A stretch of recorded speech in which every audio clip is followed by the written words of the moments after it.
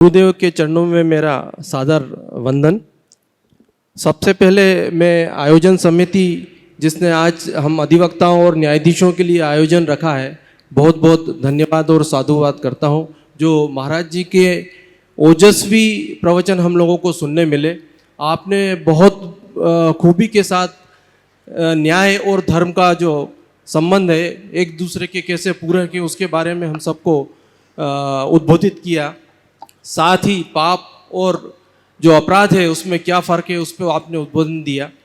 मेरी विषय से हटकर थोड़ी सी जिज्ञासा है।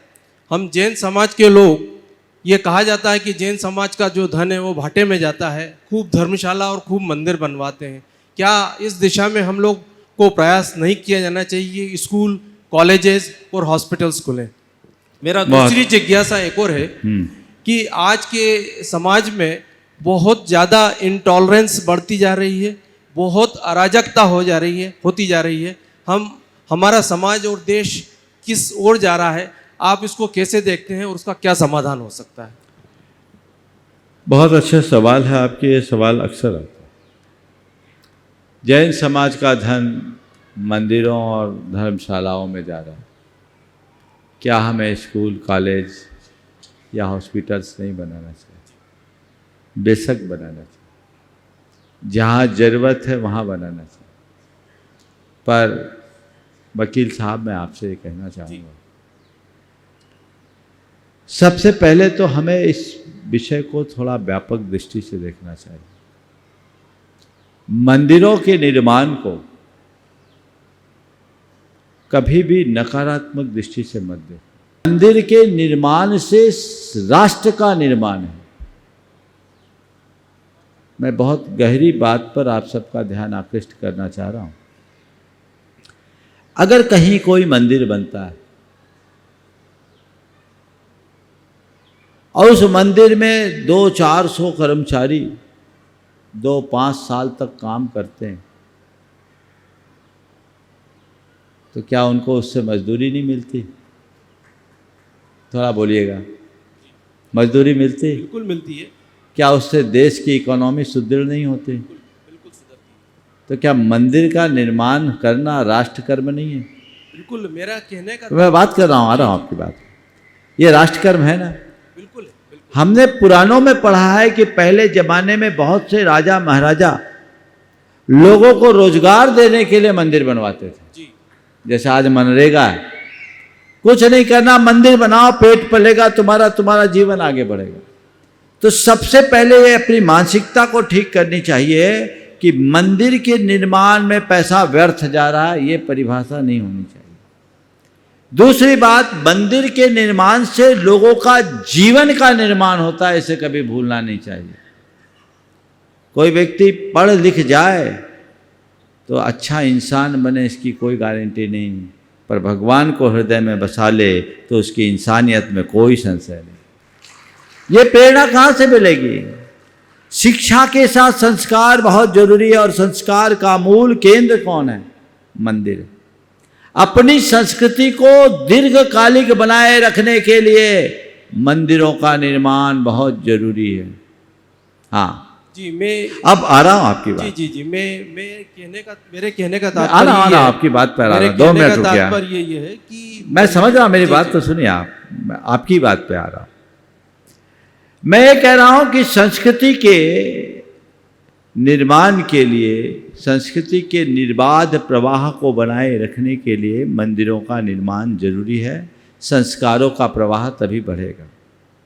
लेकिन हाँ, जहाँ तक शिक्षा संस्थान की बात, अगर शिक्षण संस्थानों का अभाव है तो उसे जरूर खुलवाना चाहिए।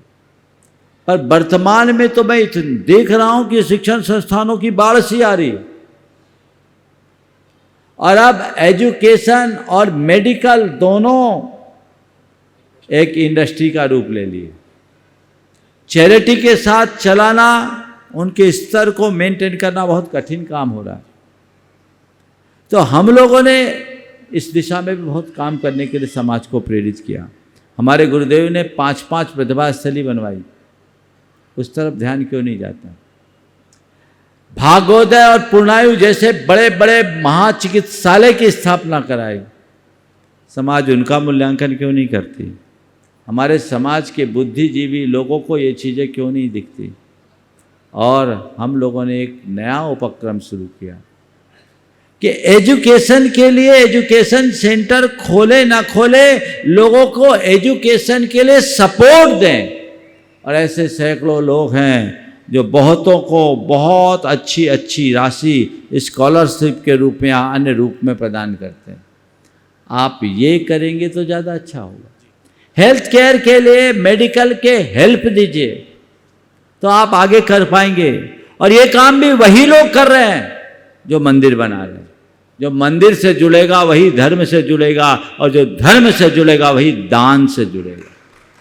इसलिए आपका प्रस्ताव बहुत अच्छा है कि हम शिक्षा के क्षेत्र में समाज को आगे बढ़ाएं, और जो भी प्रतिभा संपन्न युवक युवती हैं उनको हम आगे के लिए प्रेरित करें। और ऐसा किया जा रहा है। आपके इंदौर शहर में भी बहुत काम हो रहे हैं। जीटो जैसी संस्था अच्छा काम कर रही है, तो जो काम कर रही है वो करे, सब मिलके करें। एक बार एक भाई ने मुझसे कहा, महाराज जी मंदिर बहुत बन रहे हैं, स्कूल भी बनना चाहिए। वो था बड़ा उद्यमी। हमने कहा बहुत अच्छी बात है, एक काम कर, सब लोग मंदिर बना रहे। उसने कहा बोले तुम का एक काम कर, सब लोग मंदिर बना रहे, मनाने दे, तू स्कूल बना दे, तू पैसा वाला है लगा दे। नहीं महाराज हम अकेले कैसे कर सकते हैं, औरों से करिए। बोले तुम तो पहल करो। इधर उधर देखने लगा। हमने कहा केवल राय बघारने से काम नहीं होता, काम करने से काम होता है। तो हमारे समाज के बुद्धिजीवियों का माइंडसेट बदलना चाहिए। सबसे पहले इस बात को एकदम पॉजिटिव वे में लीजिए। ये बात गांठ में बांध के रखिए, जब तक हमारे मंदिर और धर्मायतन है तभी तक हमारी संस्कृति है। आदमी निरक्षर रहेगा तो चलेगा, पर संस्कारहीन होगा तो कभी नहीं चलेगा। निरक्षर आदमी से समाज को खतरा नहीं है, संस्कारहीन व्यक्ति से समाज को खतरा है।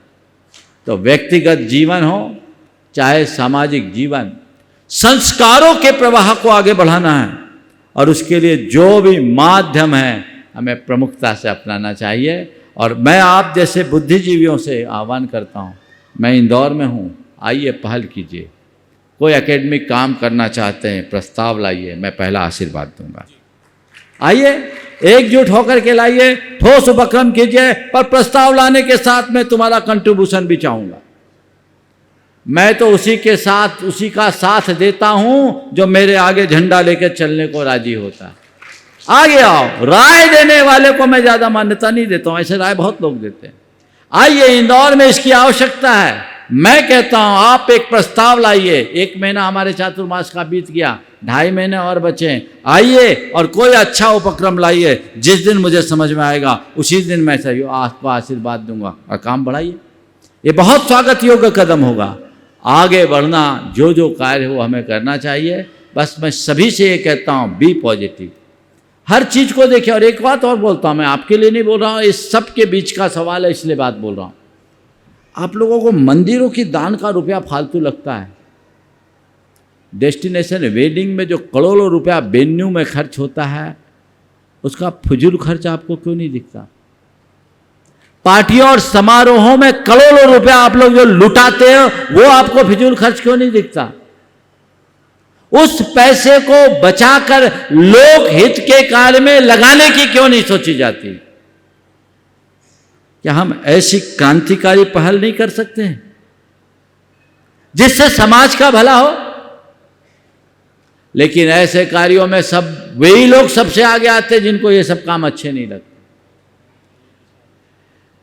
अब तो 2-4-10 करोड़ नहीं, 100-100 200-200 करोड़ नहीं। अब तो हमने ऐसा भी सुना, एक शादी ऐसी भी हुई हमारे देश में जिसमें 5,000 करोड़ खर्च हुए। ऐसा मैंने सुना है, सही है ना? 5,000 करोड़ भारत जैसे देश के अगर विवाह में खर्चा होगा तो भारत का क्या होगा? इस पर कोई बुद्धिजीवी क्यों नहीं बोलता, बल्कि सर्वत्र उसकी सराहना होती है, क्योंकि वो हमारे देश का एक बड़ा घराना है। जागरूकता होनी चाहिए।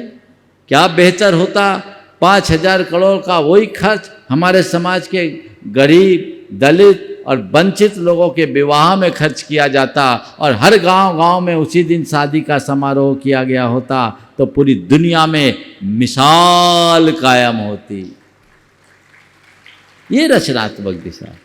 तो हम रचनात्मक दिशा में चले तो हमारा काम होगा।